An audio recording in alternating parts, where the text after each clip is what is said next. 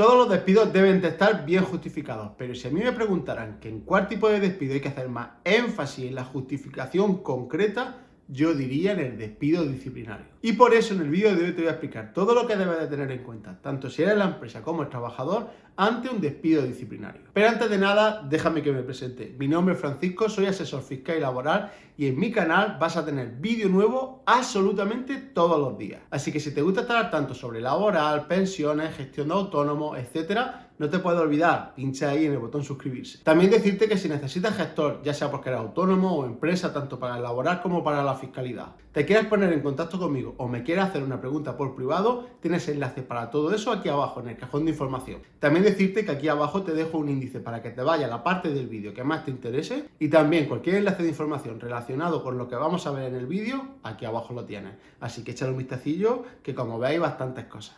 Pues bien, lo primero que vamos a hacer es definir qué es un despido disciplinario. De todas formas, tengo un vídeo en el que te hablo de todos los tipos de despidos. Te lo dejo al final de este vídeo.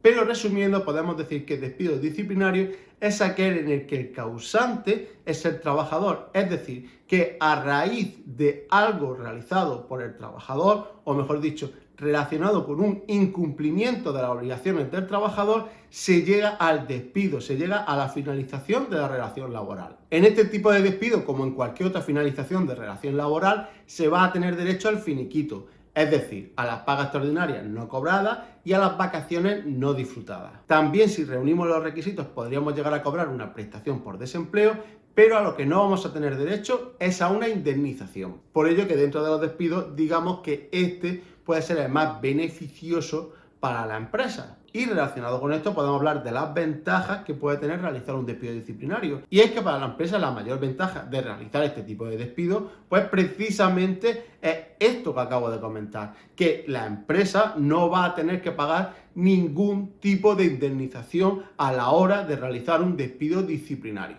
Pero este tipo de despido a veces no solo es beneficioso para la empresa, sino que también puede llegar a ser beneficioso para los trabajadores. Os voy a poner un ejemplo para que veáis en qué caso le puede ser beneficioso a un trabajador querer que le realicen un despido disciplinario. Y es que, como acabo de comentar, en el despido disciplinario sí se puede llegar a tener derecho a cobrar la prestación por desempleo.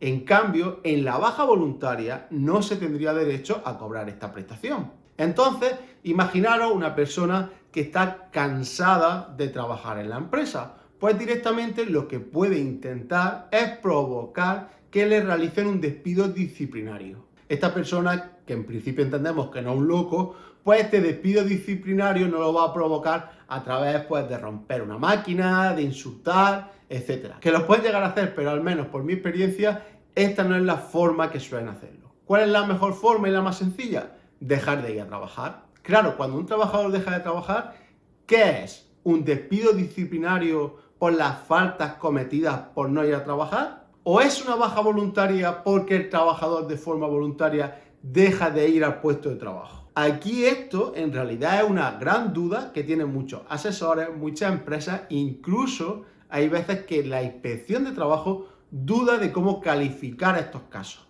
Porque en la baja voluntaria, en principio, tiene que ser el trabajador el que de forma voluntaria, a través de un documento o aunque sea de palabras, siempre que se pueda justificar, sea el que diga que se va de forma voluntaria de la empresa. Pero claro, si el trabajador no dice de forma clara que se va de forma voluntaria de la empresa, es decir, a través de un documento o aunque sea de forma oral, pero que se pueda justificar, se puede interpretar que es un despido disciplinario por acumulación de faltas. Entonces, en este caso, la empresa tendrá que decidir cómo calificarlo, porque yo he tenido conversaciones con inspectores de trabajo diciéndome que en ese caso deberíamos de considerarlo como una baja voluntaria, ya que el trabajador de forma voluntaria no está yendo a trabajar, aunque no lo comunique directamente con un documento, como digo, de forma oral. Pero claro, si finalmente el trabajador denuncia, el juez dictaminará si realmente es un despido disciplinario o es una baja voluntaria. Porque, como digo, estáis un poco en las dos aguas. Y también puede ser que penséis ante este caso, bueno, pues se le hace un despido disciplinario y ya está. ¿Qué más me da a mí como empresa si me cuesta lo mismo un despido disciplinario que una baja voluntaria? Pues sí, pero el problema es que os voy a poner otro ejemplo. Imaginaros que fuese una fábrica que trabaja por campaña. Finalizando la campaña, seguramente haya mucha menos producción y haya trabajadores que cobren más en el paro que trabajando.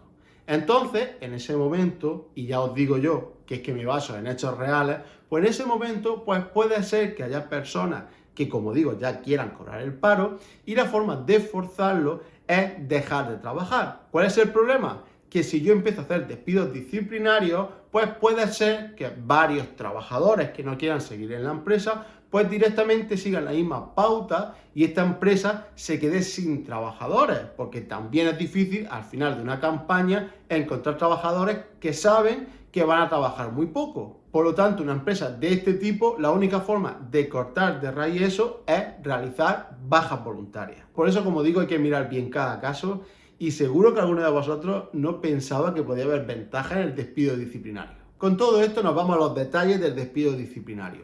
Un despido disciplinario se suele basar en una serie de faltas cometidas por un trabajador. Sobre las faltas sancionables, el Estatuto de los Trabajadores solo nos habla de una forma muy genérica. Por lo tanto, nos tendremos que ir al convenio colectivo concreto para ver qué considera ese convenio colectivo que es una falta o que no es una falta. También deciros que hay determinados convenios colectivos, aunque no son la mayoría, que no hablan nada sobre las sanciones y las faltas. En ese caso debería de haber un acuerdo entre empresa y trabajadores para determinar qué pautas o qué hechos pueden ser sancionables. Pues bien, como digo, lo normal es que venga en el convenio colectivo. Si nos vamos a un convenio colectivo, como por ejemplo el que veis en pantalla, me voy a ir por aquí porque tengo la chuletilla, veréis que hay un apartado que pondrá infracciones y sanciones o algo del estilo, ¿vale?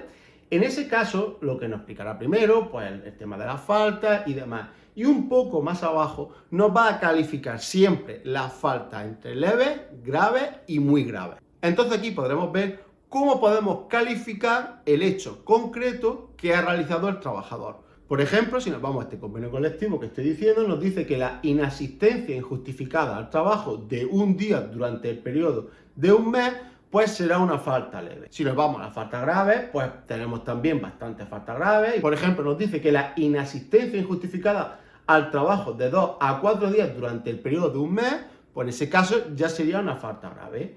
Y si nos vamos a las faltas muy graves, pues por ejemplo nos dice que la simulación de una enfermedad o accidente, pues también sería considerado una falta muy grave. Una vez que sabemos lo que es una falta leve, grave o muy grave, lo que también nos va a decir el convenio colectivo es lo que podemos realizar de sanción dependiendo del tipo de falta que sea.